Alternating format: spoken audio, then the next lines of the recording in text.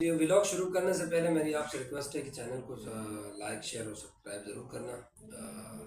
Videos अगर पसंद ना आए तो भी आप लोगों की सपोर्ट की ज़रूरत है। शेयर ज़रूर करना, लाइक ज़रूर करना। तो हम सबसे पहले बात करते हैं कि आर्मी के जो जवान जिन्होंने अपनी NIC और अपने सर्विस कार्ड दिखा के वो कह रहे थे कि हम पाकिस्तान की आर्मी हैं, पाकिस्तान के जवान हैं, लेकिन हमें पाकिस्तान आर्मी ऑन नहीं करती है।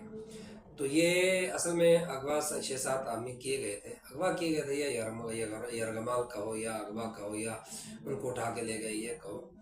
तो उसके बाद उन लोगों से ये बुलवा के उनको ये कहा गया था कि आप लोग ये बोलें तो हम आप लोगों को छोड़ देंगे, कि पाकिस्तान आर्मी आपको ऑन नहीं करती है। भाई ऐसा नहीं होता है कि पाकिस्तान आर्मी अपने जवानों को या पाकिस्तान आर्मी को ऑन ना करे, ये पॉसिबल नहीं है। बल्कि हालात को टैकल करना होता है। ऑन द स्पॉट चीज़ें नहीं हो पाती हैं, ऑन द स्पॉट चीज़ों को कंट्रोल में लाने के लिए ये चीज़ें करती हैं। सबसे पहले काम होता है आर्मी को या किसी भी इदारे को अपने बंदों को रिकवर करना, उसके बाद जाके उनकी बचाना, इनको इनको फिर सिखाना सबक के होता क्या है मसला, बदला कैसे लिया जाता है। अब जाहिर बात है उनके पास ये रगमाल है, अगर वीडियोस आती हैं तो जाहिर बात है ये रगमाल तो है। अब पहले सबसे पहले उनको छुड़ाया जाएगा, फिर उसके बाद उन पर ताबकतोड़ ऑपरेशन की जाएगी और उनकी मैया निकाली जाएगी। तो देखिएगा ये खबर भी आ जाएगी कि आर्मी के जवान रिलीज़ हो गए हैं, रिकवर हो गए, और जो दहशतगर्द थे या जो बेले के जवान थे या फितनातुल खारिज है, फितनातुल हिंदुस्तान है, या जो भी कहो, उनके वो जो दहशतगर्द थे वो मारे गए, ये भी आप सुनेंगे। तो ऑन द स्पॉट आर्मी को या गवर्नमेंट को ये डिसाइड करना पड़ता है कि मतलब आर्मी के या जो भी इदारे के जवान है वो रिकवर कैसे किए जाए। सबसे पहले रिकवर किया जाता है, उसके बाद फिर हमला किया जाता है, उसके बाद फिर उस पर चीज़ें की जाती हैं। अब वहाँ हवाई थ्रू हवा से भी मॉनिटरिंग हो रही है और नीचे ज़मीन से भी, और फिर कमांडोज भी ऑपरेशन कर रहे हैं। तो जाहिर बात है तीनों चीज़ें एक साथ हो रही हैं, तो बड़ी केयर से करना पड़ेगा। हवा से तो कर नहीं सकते क्योंकि नीचे इनके जवान भी अगर ये रकमाल है तो फिर इनके जवान को नुकसान ना पहुँचे। तो ये एक वीडियो वायरल हो रहा था, तो हमने कहा इसके बारे में भी हकीकत बता दें। तो पाकिस्तान ऑन करता है, पाकिस्तान ने ऑन किया है, कभी ना नहीं किया। अब जो दूसरी बात है उसमें मरीम नवाज का एक जहाज़ लिया इन्होंने, मेरे ख्याल में 11 बिलियन डॉलर में या 11 अरब में, 11 अरब या 13 अरब में उन्होंने एक जहाज़ लिए। अब वो कहते हैं कि भाई वो हमारे टैक्स और हमारी चीज़ों से मतलब ये जहाज़ें खरीद कर रहे हैं, अपने मौज मस्तियाँ कर रहे हैं, और लोग यहाँ के अवाम, पाकिस्तान की गवर्नमेंट कर्ज़े पे डूबा हुआ है। अब कर्ज़ा तो ज़रूर है, कर्ज़े की बात तो बिल्कुल सही है, और मेरे हिसाब से भी कि गवर्नमेंट को या गवर्नमेंट इदारों को या जो भी प्रोटोकॉल्स हैं उनको थोड़ा कम करना चाहिए, होना चाहिए, कम होना चाहिए। ये मेरी भी राय है, ये सबकी भी राय है कि ये प्रोटोकॉल्स वगैरह, ये सिक्योरिटीज़ वगैरह, या ये मतलब जितने भी मराहत उनको मिलते हैं उनमें थोड़ी कमी होनी चाहिए।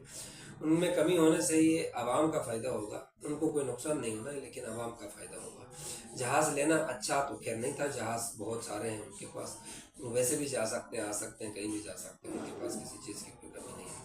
तो जहाज़ लेके सियासी तौर पे अपने आप को हल्का दिखाना या अपने आप को कमज़ोर दिखाने की ज़रूरत नहीं थी मेरे हिसाब से भी। तो वो 13 अरब या 14 अरब जो भी रुपए पैसे लगा के उन्होंने जहाज़ लिए, वो जहाज़ लेने से बेहतर वो पैसे पंजाब के किसी तरक्याती काम पे लगाते, किसी तरक्याती चीज़ों पे लगाते, तो वो आवाम के भला में आ जाता, आवाम की भलाई होती है उसमें। खैर अगर जहाज़ लिया है तो भी उसमें कोई बड़ी क़यामत नहीं टूटती है। 88-80 साल में हमारा जो कर्ज़ है वो 138 बिलियन है, या 130 बिलियन समझो, 130 बिलियन या 138 बिलियन डॉलर है। तो ये 80 साल में ऐसा नहीं कि सिर्फ कर्जा लिया काम नहीं हुआ है, बहुत तरक्याती काम भी हुआ है पूरे पाकिस्तान में। इंटरकनेक्टेड है, बाई रूट इंटरकनेक्टेड है, कोस्टल एरिया है, कराची से बलूचिस्तान तक इंटरकनेक्टेड है, बलूचिस्तान से सुस्त बॉर्डर तक, चाइना बॉर्डर तक कनेक्टेड है। हर शहर शहर से, हर गांव गांव से, हर चीज़ कनेक्टेड है, इंटरकनेक्टेड है। तो ये सारे तरक्याती काम है, जितने भी ये चीज़ें हैं ये ऐसे ही नहीं बनती हैं। वो कर्ज़ा ले लिए हैं, कर्ज़े की मद में ये सारी चीज़ें पैसों से करवाया गया है। 88 साल में 130 बिलियन डॉलर लिए, इसमें करप्शन भी होगा, इसमें ज़्यादा चीज़ें भी होंगी, मानते हैं बिल्कुल होगी, लेकिन तरक्याती काम भी हुए। ये तरक्याती काम ऐसे नहीं होते हैं। एजुकेशन का सिस्टम देखें आप, रोड्स का सिस्टम देखें आप, पुलों का सिस्टम देखें आप, इसके बाद आप बिजली का सिस्टम देखें आप। हमारे पास कोई प्रोडक्शन नहीं है, ना तो ऑयल है, ना तो सोना चांदी हमारे पास से निकलती है, ना तो हीरे जवाहरात हमारे पास से निकलते हैं। तो हमारे पास कोई प्रोडक्शन किसी चीज़ की नहीं है जिसकी वजह से हम डेवलप करें कंट्री को। तो हमें मतलब कर्जा लेके ही हमें डेवलप करना है। तो अब जो कर्जे की शरह है वो 80 साल में 138 बिलियन कुछ भी नहीं है, 130 बिलियन कुछ भी नहीं है।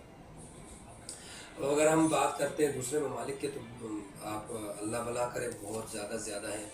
मैं पूरा डेटा आपको शेयर करता हूँ, तकरीबन 100 ममालिक के। इसमें यूएस है, यूएस का सबसे ज़्यादा है, 38 ट्रिलियन यूएस डॉलर है। 38 ट्रिलियन माना रखते हैं, ट्रिलियन बिलियन से ऊपर होता है, ट्रिलियन माना रखते हैं। चाइनीज़ है, 18 ट्रिलियन है। इसके बाद जापान है, 9 ट्रिलियन है। इसके बाद यूनाइटेड किंगडम है, 4 ट्रिलियन है। इसके बाद फ्रांस है, 3 ट्रिलियन है। इटली है, तीन ट्रिलियन है। इंडिया है, 3 ट्रिलियन है। ऐसे बहुत सारे ममालिक हैं जिनकी ट्रिलियंस में है। पाकिस्तान का तो खैर बिलियन है, 1.3 बिलियन है। वो ट्रिलियन नहीं, वो ट्रिलियन में लाओगे तो 0.25 ट्रिलियन बनता है। वो बहुत कम अमाउंट है अगर दूसरे ममालिक की निस्बत किया जाए तो। दूसरे ममालिक की प्रोडक्शन अपनी है, हमारी प्रोडक्शन अपनी नहीं है। अगर हमारी प्रोडक्शन अपनी हो, अगर कोई चीज़ हमारे पास से ऑयल निकले, सोना निकले, चांदी निकले या कुछ निकले तो वो होगा।